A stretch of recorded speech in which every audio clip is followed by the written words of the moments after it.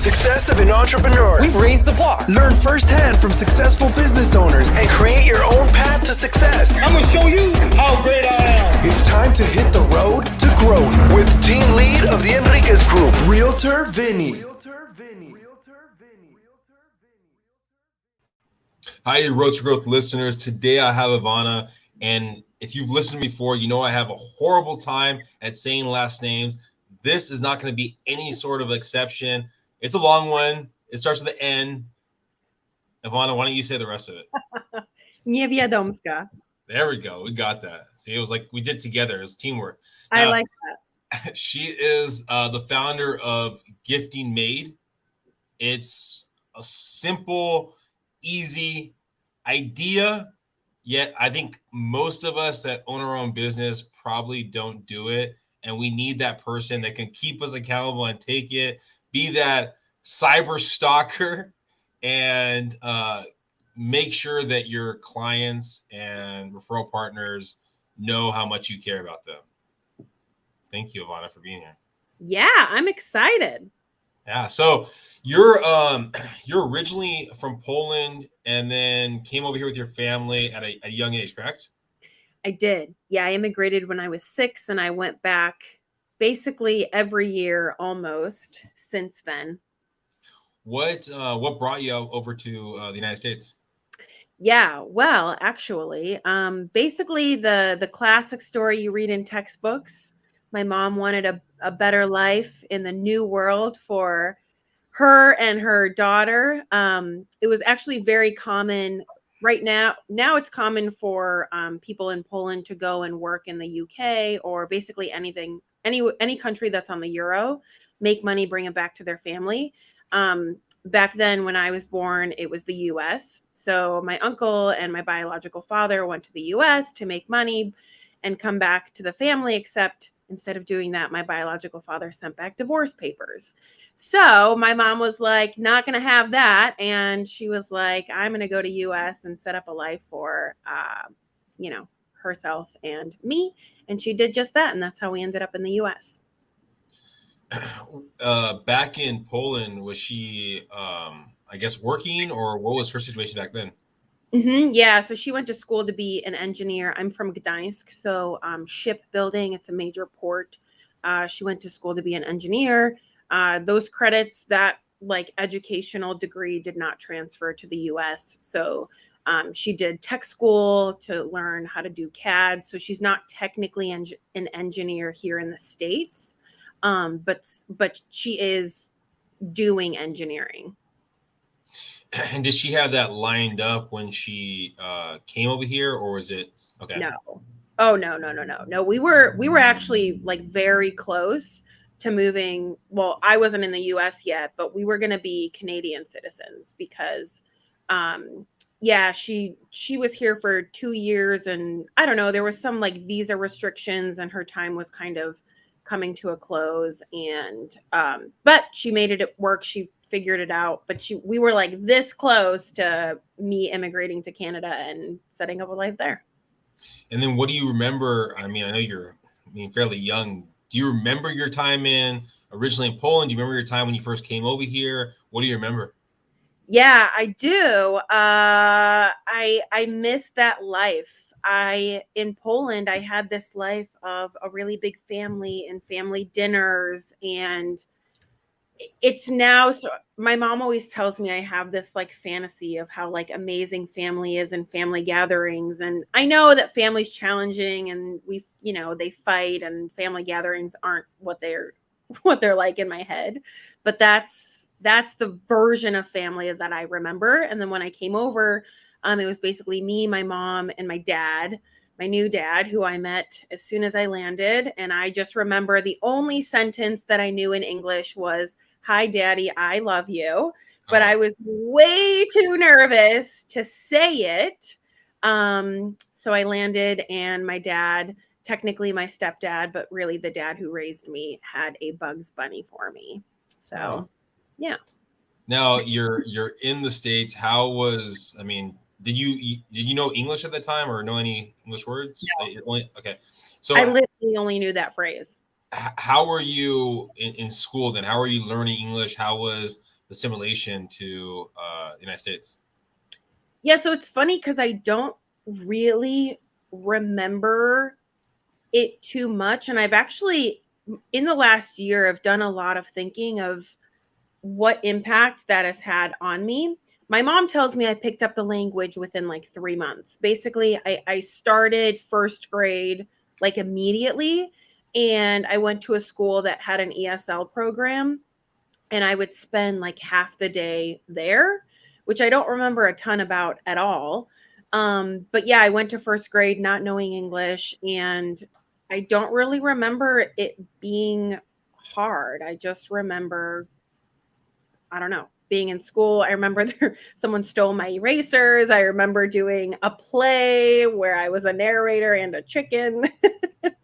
But um, communication, I think, has played a really significant role as an adult. I think I've had this insecurity for quite some time, and it's only in recent years that I've really worked on overcoming it. And it's that I've always had this fear that I can't just speak off the cuff because I'm going to sound like an idiot. And I just always assume that when I speak, I don't sound intelligent. And it's been this really like deep insecurity of mine. And what I think that stems from is the challenge of communicating in a new country, not knowing the language. I also got like terribly bullied as a kid, like absolutely horribly bullied. My name, it's actually spelled Iwona. So Iwana, and a really bad timing on a Simpsons episode when I was in elementary school. So yeah, I think that those things for me now, when I kind of look back, I think those piece together. So you're growing up, you're getting picked on a little bit in school. Were you an entrepreneur and that kind of thing? Were you kind of putting gifts together? Was there a resemblance to what you're currently doing now, or walk us through that? Yeah, great question. So when I think back, I've actually wanted to be a business owner my entire life. And it's kind of crazy. I remember the earliest memory I have is in second grade, I wanted to start a magazine. And I don't know where this came from. I don't know why, but I just wanted to start a magazine. And I remember, I mean, it went nowhere, right? I'm in second grade. It went nowhere, but I do remember having the idea, and I remember asking my classmates if they wanted to join me in starting a magazine. Um, yeah. And then, so there was that. I mean, obviously, that had nothing to do with gifting. Gifting, the way I do now, has been a series of pivots. But, between that, when I was in high school, you know how in school you do a ton of fundraisers? I never got into like the subscription magazine selling, but anytime there was a tangible product, I was all in. Actually, still in second and third grade, I grew up in Buffalo, New York, so we would sell Niagara chocolate bars. And so every kid in the school would basically get this box of 10 or 12 chocolate bars. And for fun, I would walk around the neighborhood back when you could just let your kids out the door and, they'd be home by sunset. And I'd go door to door selling candy bars. Like that was fun for me. And same thing with suckers and in high school. And then in college, I really wanted to be on a dance team. So, like my natural instinct, I couldn't be on any organized dance team in college that was already set up because I didn't grow up dancing. So I couldn't pick up choreography fast enough in the tryouts. But I was like, God damn it, I want to be on a dance team. So I was like, great, I'll just start my own. Got some friends. We started a dance team 16, 17 years later. It's still in existence and one of the biggest dance teams in my college on campus. in bringing people together and building something, I mean, at least in that idea right there, Mhm. what was your sales pitch? I mean, you said communication was kind of been difficult for you. Yet in that, bringing people together, getting a common goal together, what was that like? Yeah, I remember it being very simple. Like when I get an idea in my head, I know that people talk about like I had this idea and I didn't listen to the people around me who said not to do it. I've just never had that experience. I don't know if I just tune it out or if I just never ask, or when I get an idea and I want to do something, I just go full force, right? Like I just take the next best step and the next best step and the next best step. So what I did was I went to some people who I knew enjoyed dancing, who were friends of mine. We had shared interests, and based on their personality and their character, I was like, I think they'd be into this and they could take a leadership position. So I got my leadership team together. And so me and, it's like, who's going to be the secretary? Who's going to be the vice president? And I just said, hey, here's my idea. Do you want to do it? And they were kind of all in. I think the most important part of that process was that they had a shared love of dance. Now you graduate school, graduate college, and you start work at a couple different places. Yet, where did the idea of Gifting Made come about? Yeah. So like I said, it was a series of pivots. So my very, very, very first startup was Undiscovered Kitchen. And I got the idea for it while traveling. I was vegan and I was traveling in Europe for the majority of 2013. I couldn't find vegan anything anywhere. And I was like, ooh, great problem. And I remember thinking, here it is. I finally have it. My $1 million idea. I've been waiting my whole life for this. And thank God at that point, no one told me, just so you know, Evona, like your first idea, there's a slim to none chance that it's going to work, right? Like I was convinced I finally had my $1 million idea. So that day, I remember emailing my friend who is an attorney. And I was like, Jess, I have my idea. I need an LLC. Let's do this. And she was like, all right, great. Sounds good, Evona. And Undiscovered Kitchen was an e-commerce marketplace for artisan food. So product based. Obviously, there was a gifting component. You could buy something as a gift. I incorporated gifting into it a little bit later, where I made gift boxes. However, I call that business my half-priced MBA because I literally did everything wrong, and it cost me just as much as an half of an MBA would. What you do wrong? Oh God, everything. The revenue model. I mean, there was absolutely no way for me to make money on this business. My margins were so slim. I wasn't getting any of the product wholesale. I think if I remember, I was working with makers. They would ship the product. I had the website. I basically rebuilt a version of Etsy from scratch, which I also didn't need to because I could have white labeled some tool out there. What I did wrong also was I spent a year building the website, which I'll never, ever, ever do again because I got so many compliments at how beautiful and amazing the website was.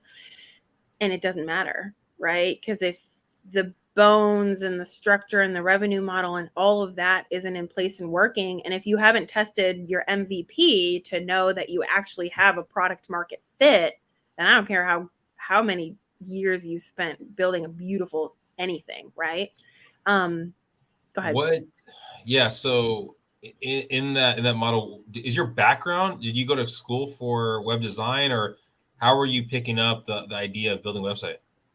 No, so I've just always been creative and visual and artistic.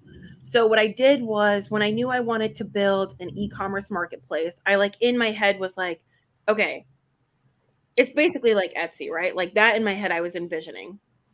And Then I took a Word document and I wrote out everything that I wanted the website to do and everything that it needed. It was like a dozen pages. I just brain dumped my entire idea, really just how the website would work.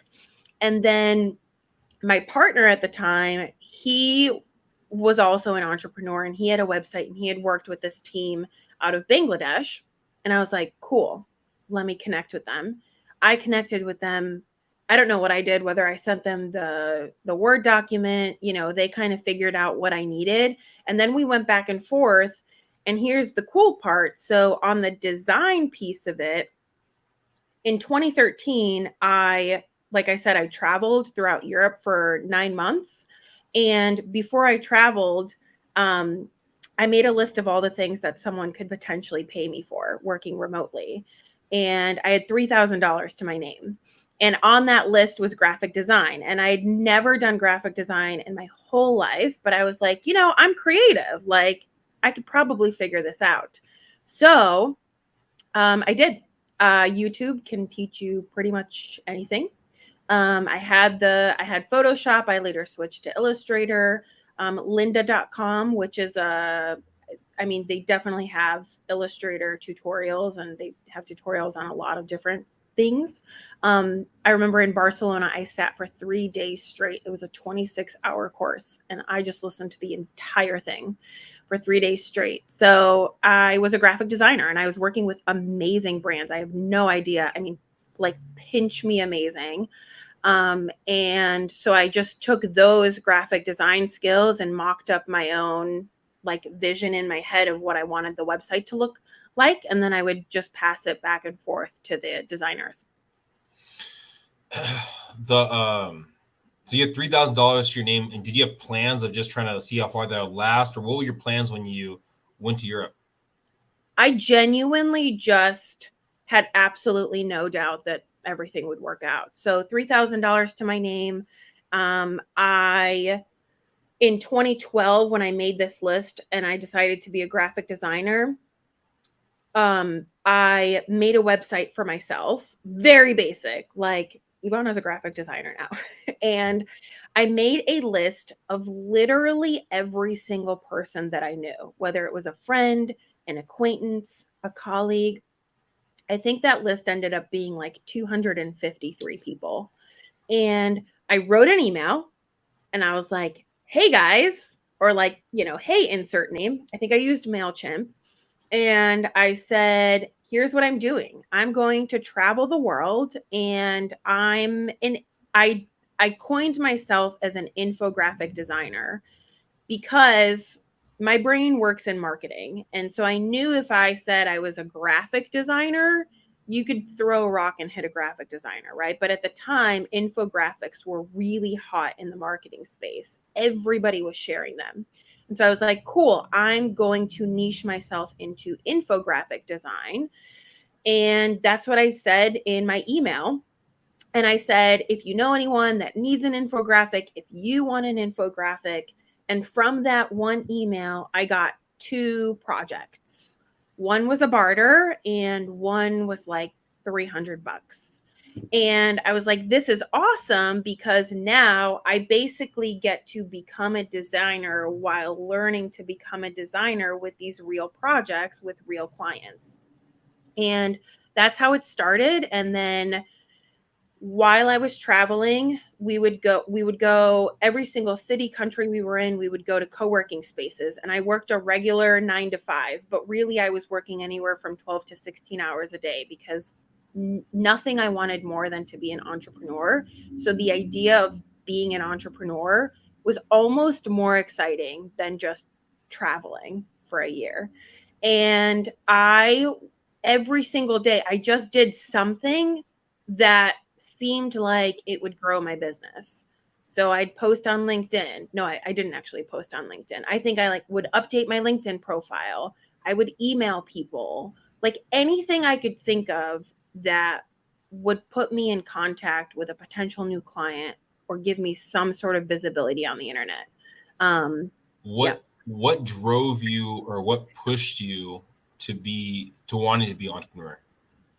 Yeah, this is the thing. Like, I think I was born this, like, I really think it's in my blood. Like, I love being a business owner.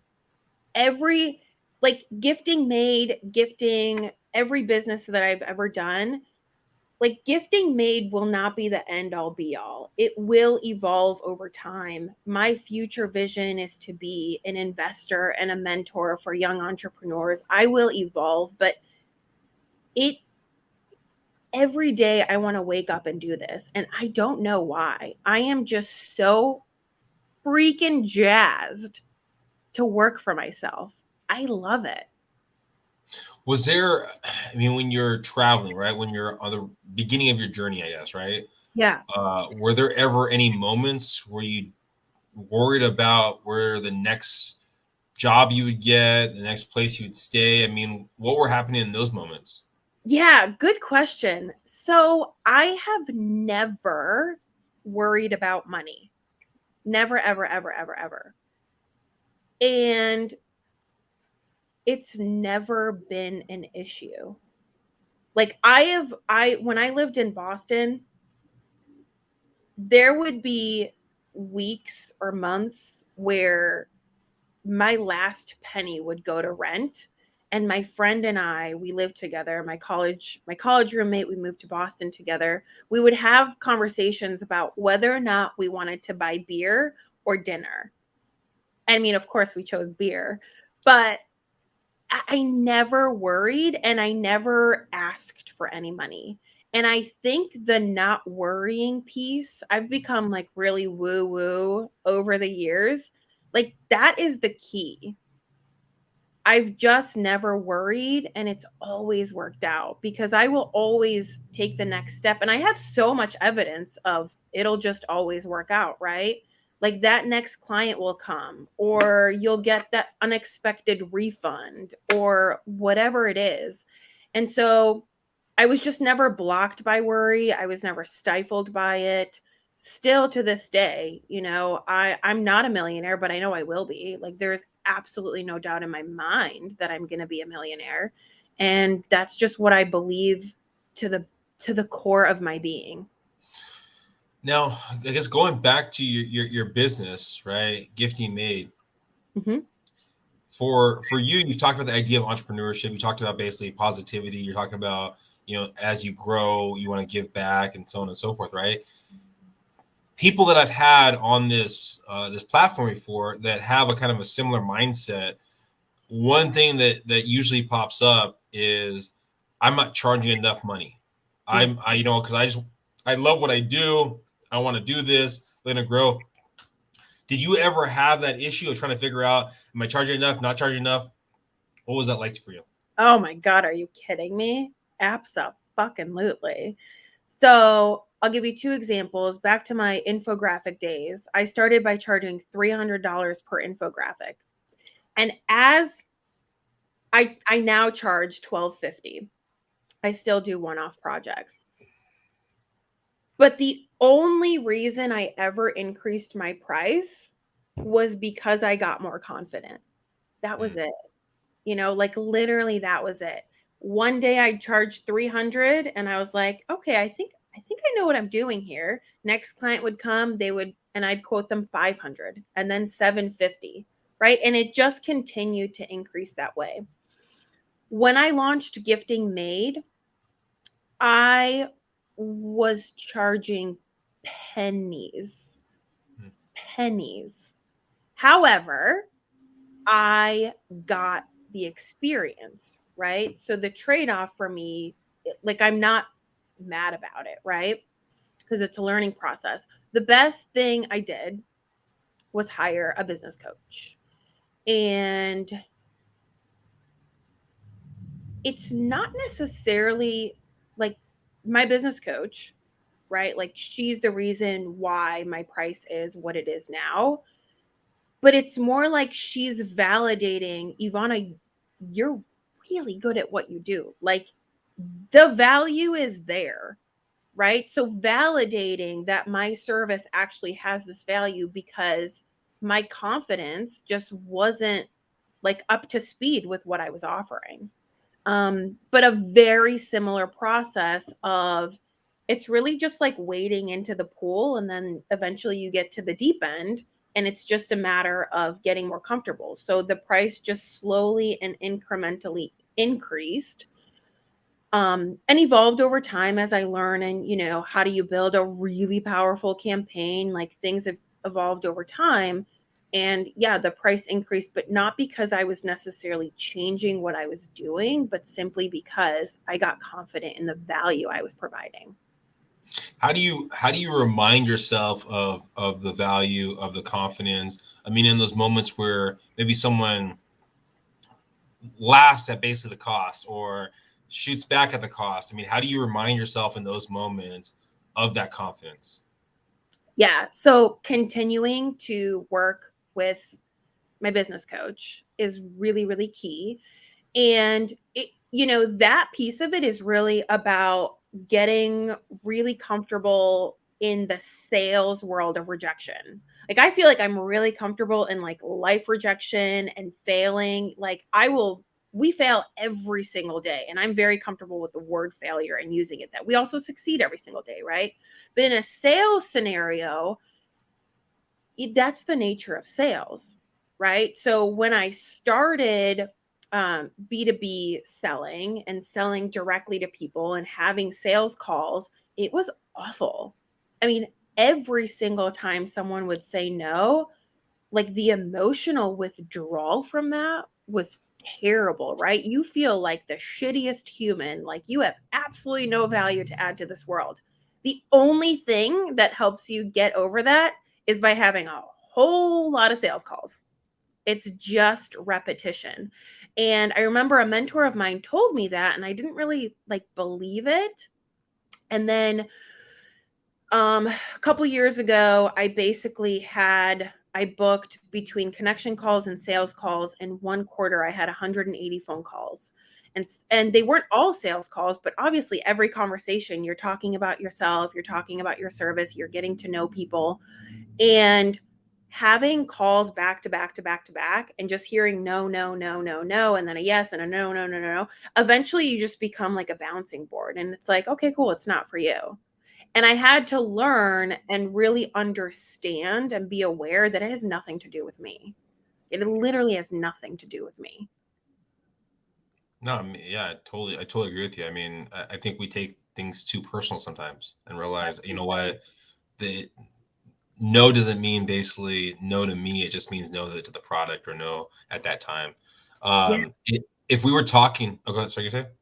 Well, I was going to say one thing, because now I find that some conversations I have where I get a no, my instinct getting off that call is I'm so mad, right? And then I'm like, hold on, hold on, hold on. What's going on here? It's not because you got to know something else happened.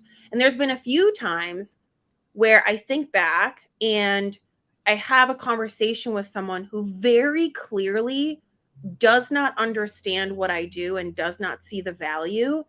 And I'm growing the confidence and just boundaries sort of muscle where I can now look back at that conversation and pinpoint, Evona, instead of this conversation being 45 minutes, at minute 18, when it was very clear that this isn't going to be a good fit for either of you, you really should have said, hey, you know what? Based on what you're saying and based on what I'm hearing, I actually don't think this would be a great fit for either of us. So I'm going to release you, and I want you to have an amazing day. If I think of anyone that could be of value to you based on what you need and what you desire, I'm going to think about it and I'm going to shoot you an email. But yeah, I don't, it's just not a great fit, and let's just save the time, right? And then I'm like, okay, cool. The opportunity of that phone call, instead of being angry, was I'm going to learn this lesson where next time when that happens again, now I can just say that, because now I felt like I've wasted so much time, right? But I have the ability to use my voice. That piece I'm learning. Well, I guess it's similar to the idea that if your partner is going to break up with you, you break up with them first. Sort of like that. Yeah. Yeah. All right. If we were talking, let's say in 5 years from now, Ivana, Yeah. Where are you going to be? Where's your company going to be? And I know you kind of talked about it briefly already. You want to kind of giving back and kind of helping out, but I mean, yeah. Yeah. So I have this vision where Gifting Made is voted one of the happiest places to work. And when I think of what Gifting Made will be like, it's very energy based. There's a very high, positive, amazing energy, big office, lots of creativity, an inspiration station. And people are just really excited because at the core of my business, I get to make people feel loved, right? And that's really cool. So I envision a huge team, an amazing office, lots of positivity. And then I've run my entire entrepreneurial career. It's been pivot after pivot after pivot. And the pivot within Gifting Made, the pivots that have happened so far, it's only been to when I see what's the more value I can offer that business owners really need. So I do actually see Gifting Made taking personalization in-house and having a really amazing workshop where we're engraving and doing all these things and taking a lot of that in-house versus having to outsource. And then I see really being one of the industry leaders for relationship building. You talked about the idea of, of pivoting a couple times. Yeah. How do you weigh the idea of pivoting because you don't feel you're going the right direction, but also compared to having faith in what you're doing? How do you weigh those two things? Yeah. So when I initially pivoted from Undiscovered Kitchen to Gourmet Wedding Gifts, which was effectively working with the same makers, but going from like we just sell anything and everything to anyone and everyone to we sell wedding gifts and favors, but we work with similar makers. The pivot was easy because I saw the value in niching, right? And I saw that I could have a better revenue model, but letting go of Undiscovered Kitchen was really hard. It was the hardest thing I've like ever had to do. When I let go of Gourmet Wedding Gifts for Gifting Made, it was also extremely difficult. It was like this, it's like you're killing your baby, right? Or giving it away. But within Gifting Made, the number one thing that I should have done a long time ago. When people say, like, what's the one piece of advice you have for entrepreneurs? I have heard about customer interviews forever, right? Interview your customers, see what they actually need. Don't just build something, right? Build something that people need. So when I launched Gifting Made, I didn't do that, right? I just had an idea. As soon as I launched it, I then did customer interviews where I asked business owners, why are you gifting? Why is this important? Why is it something that you value? And all the information that they gave me, I fully agreed with and realized I don't have a business that can do that. It cannot satisfy those needs, right? And so at that point, I was like, oh, duh, right? If this is what people actually need, they're telling me, then let's scrap this. And so now pivoting for me means what is the actual market need, not what I assume. So talking to people and understanding what it is that they want, what they need, and then what it is that they're willing to actually pay for, right? Is there a quantified number of saying, okay, well, we're going to interview 100 people, or interview 50 of our last basic customers, or what's that number look like when you go, okay, I need to really assess, am I going the right direction in this thing? Yeah. I mean, anything that I've ever heard on customer interviews, number one, they should be done like talking to people. Surveys are not the same. I mean, you should be doing hundreds and hundreds and hundreds. I'm just one person. So I did dozens. But what's interesting is depending on what you're asking or what you're seeking or what you want to figure out, every single one of my conversations boil down to the exact same information, right? So at some point I was like, okay, right? There's a bit of intuition. Like I could have been wrong, obviously, right? But you weigh the time, I'm also like a just go for it kind of person, right? Because what I've learned is you can always change, right? Whether it's your pricing, whether it's your offer. I've definitely learned that like it's just now, not forever. And earlier, I thought it was forever, right? So I better make the best decision right now because this is it. And that's just not reality. So I go into everything now as this is an experiment and I can change it at any time if it's not working. I can optimize it. Well, I appreciate you, Evona, for being here. Thank you for telling us about your journey. If someone's listening right now and they're looking to find a way to stay top of mind with their clients, what's the best way of them finding your website or even reaching out to yourself? Yeah.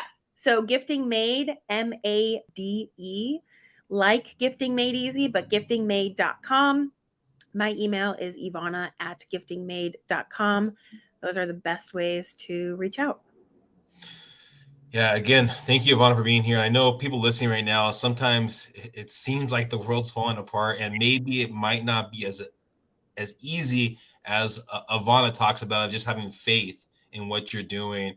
I mean, look at the bright spots, look at the hurdles you've already overcome, and use that to say, hey, you know what? I did this, I did that, and I can do what I'm going to do right now. So thank you, Evona, again for being here. Hopefully, everyone, please subscribe, please share, and go find Evona. Thanks. All right.